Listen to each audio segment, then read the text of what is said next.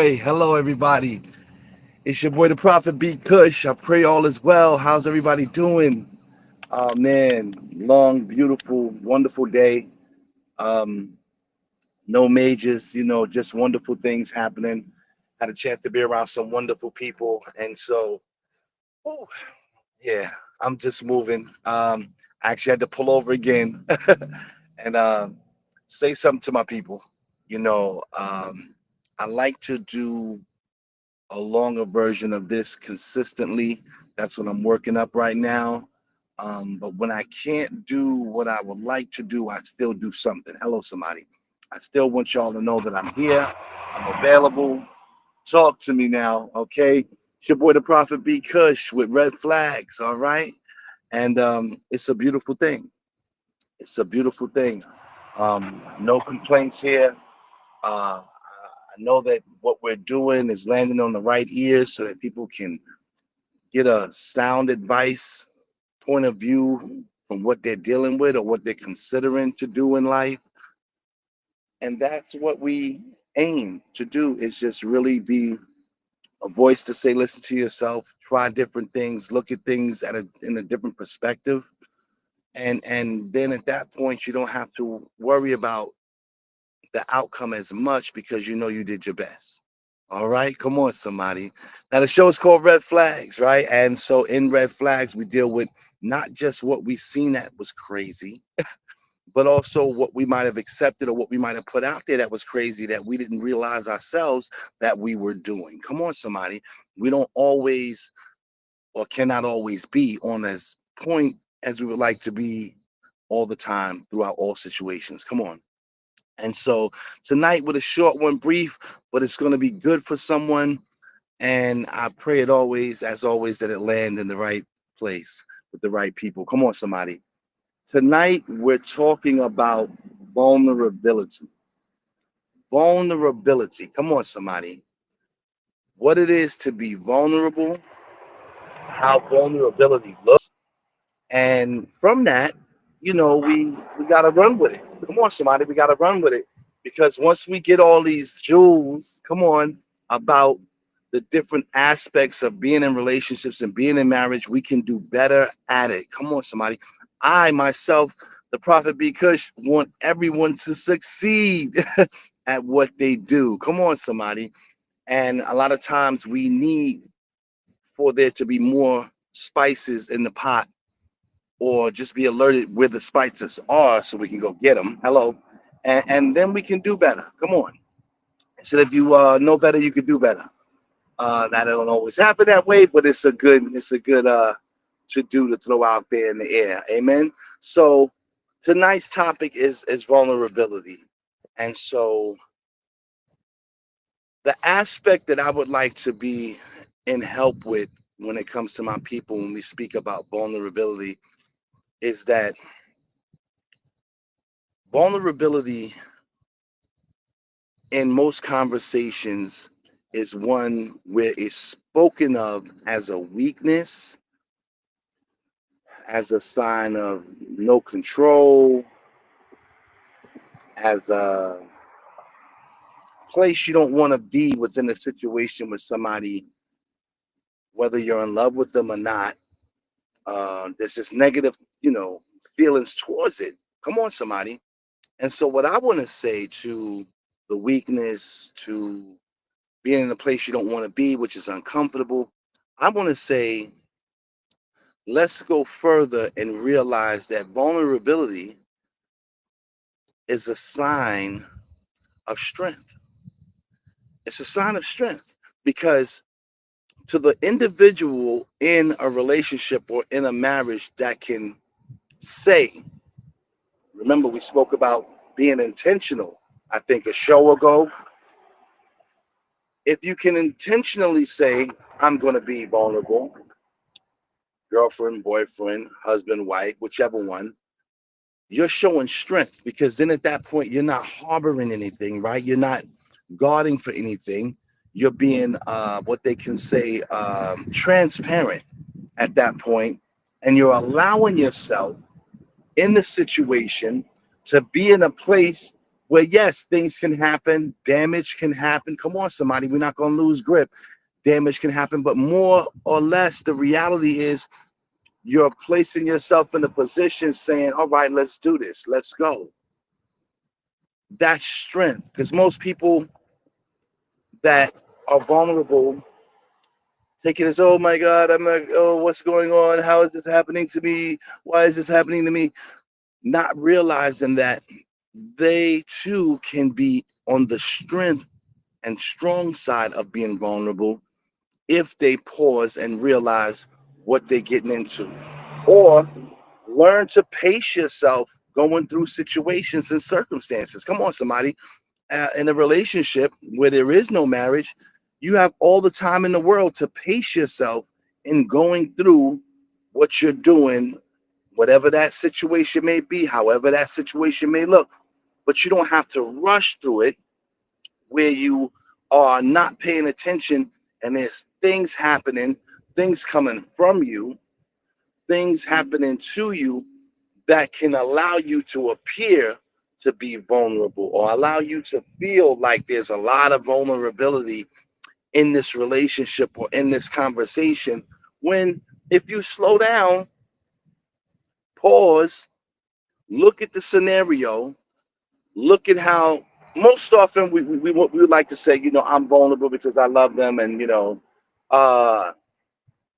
you got to remember that when you go, and you start divulging things, you start saying things prematurely, you start not paying attention to the things that you are allowing in your life within the relationship, it gets to be sticky. Yes, because no one's locked in. It's just a relationship. You can go your way, they can go their way.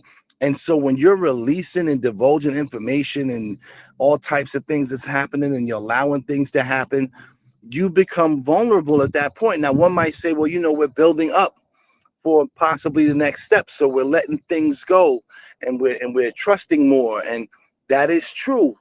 But you have to remember that the strength that you can use in the vulnerability is, okay, ooh, that's what we're doing. You're gonna treat what I said to you like that. You're gonna treat what I'm doing with you like that. You're gonna treat me like that. and that's the reality to go, okay, I gave you a chance. I became vulnerable so that we could possibly see if there's a next step. Will there be a next step? And then in that moment, you realize that the other person can't handle you being vulnerable. Come on, somebody. They can't handle your vulnerability. They have to, at that point, just realize that, okay, ooh, I messed up. Because the person that was being vulnerable and strong with strength in their vulnerability said, I gave you a chance. I let you in. I gave it up. And we're not talking about sex, everybody. I gave up me. I gave up my heart. I gave up my mind. Definitely gave my time. And I allowed these things to be in my life and in this relationship so that we can see where we could go if there was another level for us. So that's a blessing because you're walking into it with the mindset of understanding when I become or allow myself to be vulnerable, that's a stage, right? So that's a stage where all the actors are there and it's like, okay, what are we going to get out of this take right here? 5, 4, 3, 2, 1, action. And everybody has to play their part. So the guy in the relationship has to play his part. The lady in the relationship has to play her part. And if we fall short, okay, we know that there's a lot of ways to deal with falling short. But at the same time, we have to be cognizant, come on, conscious always that you have to set boundaries for yourself on the inside of what you can handle and what you can't handle. So I make myself vulnerable. I go through some situations. I realize, okay, well, it's not that person's fault because we're going to walk away going, oh, red flag, they crazy. Look what they did. Oh, they're not even thinking. No.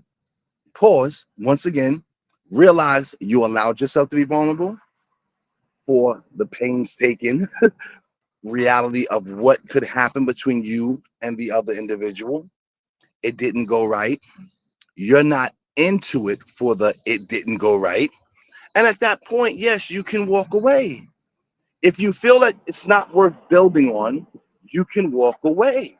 Now, to the person who is dealing with the vulnerability on the weak side, to where it may appear weak to somebody or even to yourself, you have to turn that rock over. You have to say, okay, I gave of me, I didn't pay attention, or I gave of me and they did it wrong, or they did wrong with me or with what I gave them. And at that point, you can make a decision.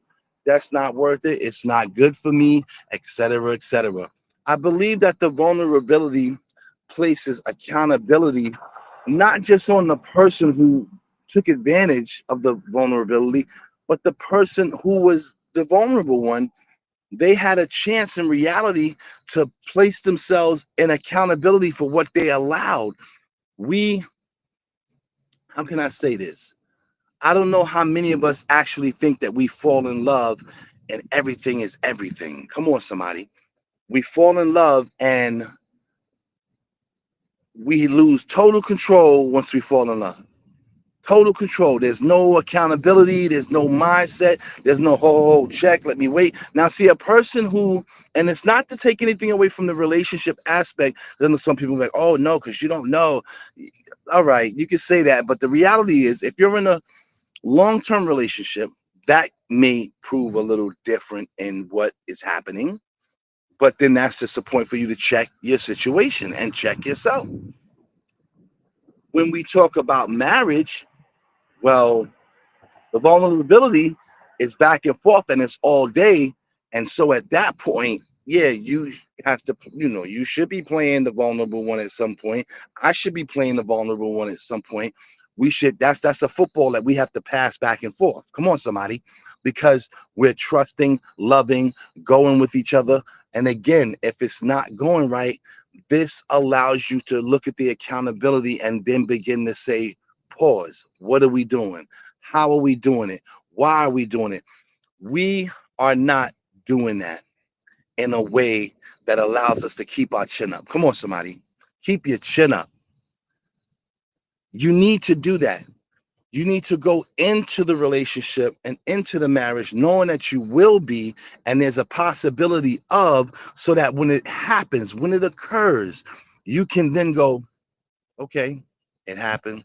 Yeah, it hurt. Yeah, it stink. Yeah, it feel like Lord knows what, but you can still maneuver. You can still get through your day. You can still go, okay, all is not lost because I tried a good try. Come on, somebody. That's like to say, I'm not going to get up and go to work or go find a job because the man gonna do something to me and I'm gonna shoot everybody in the building, or the man gonna do something to me and then I'm gonna see where, me as a black man, I just can't get no work because the man's always doing something. If that's where you are in life, God bless you. I'm just saying, don't cheat yourself, right? We cheat ourselves in these type of forums, within our minds, within our hearts, within our spirits, when it comes to relationships. Don't do that to yourself. And definitely don't do it to the other individual. Like I always say, if you just want to have a sex thing, or you want to have whatever type of thing that is good for you, say that and go on about your business. So I'm speaking to those who are in relationships and with marital situations, that you should ponder the conversation more, that you should pause, think about it, process it differently, receive it, push it out differently. Don't just run with it. Come on, somebody. Because in the vulnerability, which is what we're talking about tonight, there can appear to be a weakness, but there is also at the same time a strength. Come on, somebody. There's a strength that when you allow it. Now, what you do, it's almost like a math equation. You take 5 and 5 plus 5 plus 5, and you got 10 or 20, whatever one came out. But that's your result. You take your vulnerability, you put it into the relationship, you look to see what the result is. Come on, somebody. But without you having an equation, then what do you have? You don't have nothing. So if it's topical, right? It's just surface stuff that we're talking about in a relationship. So be it. It's a relationship, what you want. But in the marriage, we know, at least we should know, it should not be a topical situation within a marriage. The marriage should be deep, it should be rooted, it should have all sorts of marvelous things as a foundation to allow it to grow. That right, that you need vitamins, you need minerals, you need water, you need sunshine. Come on, somebody. And when the tree is growing, it stretches, so there's going to be a little pain. People keep forgetting that there's pain in growth. Come on, somebody. There's pain in growth, so that you can't, bug out on the first inch of, oh, I grew a half an inch, I grew a quarter inch. Well, I guess you should. There's water in your dirt. You got good foundation. The sun is shining on your leaves. Those are all symptomatic things of you growing. So in this, I just want to say, truly rethink what it is to be vulnerable in a relationship. Rethink what it is to be vulnerable or have vulnerability in a marriage, and then position yourself for the accountability of what you allow or what you're doing. Come on, somebody. Because my thing is, we can avoid the red flags being disastrous, and we can be in a position where we can make the red flags things that can allow us and help us to grow. Does that make sense? Because we need growth. At all points, we need growth. If we as a people are not coming together, growing in relationships and marriages and families, where's the human race going? Where are we as a people going at the end of the day? Everything is messed up. Everything's unhealthy. There's trauma everywhere. Come on, somebody. The analogy that hurt people, it is very true. But I also know that hurt people can help people. Come on, somebody. Hello, hello, hello, hello. Hurt people can help people. Come on. But because of our selfishness and not wanting to share, right? Sharing is caring. We forego the latter, and we just allow all the other idiotic stuff to be. So I say to my audience, to my people, to people in relationships, to people in marriages, definitely vulnerability is a part of it. You have to allow it, you have to give it, you have to receive it. It's a two-way street. Come on, somebody. One of those four-corner two-way streets, right? When you got about 8 lanes going every which way. And it's a beautiful thing because it shows us, it gives us growth, it gives us staying ability. It does so much for the foundation of what it is you say that you're trying to build.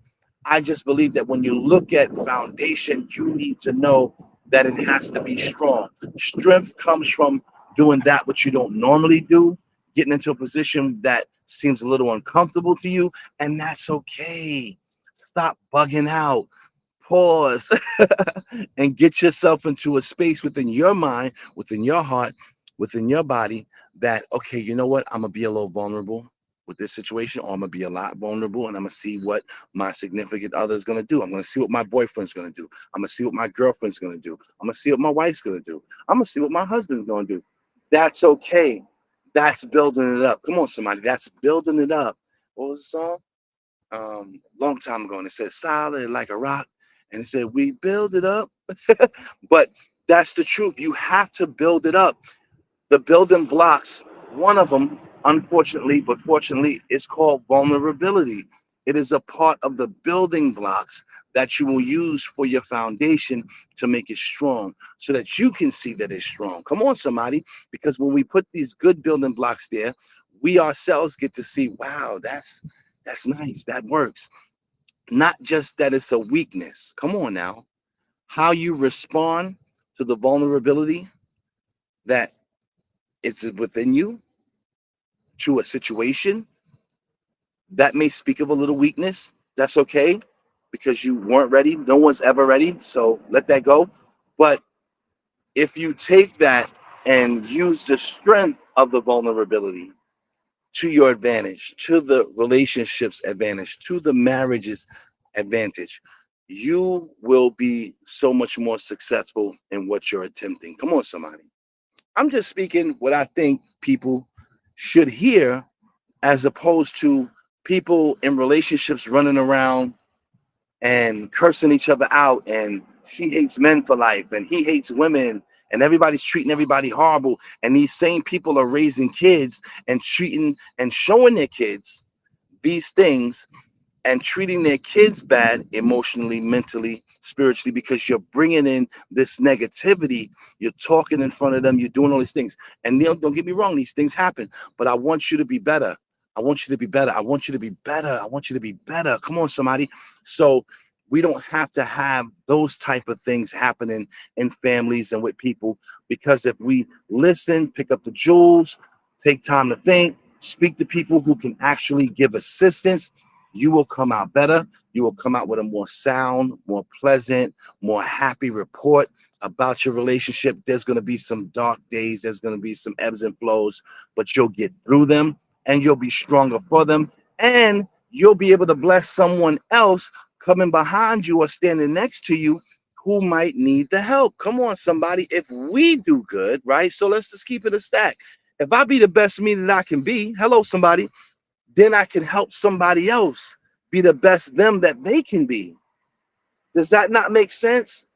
We used to say each one reach one to teach one, each one teach one when he reaches one, but that's not happening today. Nobody's teaching nobody, nobody's showing nobody, and everybody's walking around running into walls and looking crazy. Hello, somebody, and we don't need to do that as a people. We know that we've suffered a lot, and that's part of our makeup, because it truly is.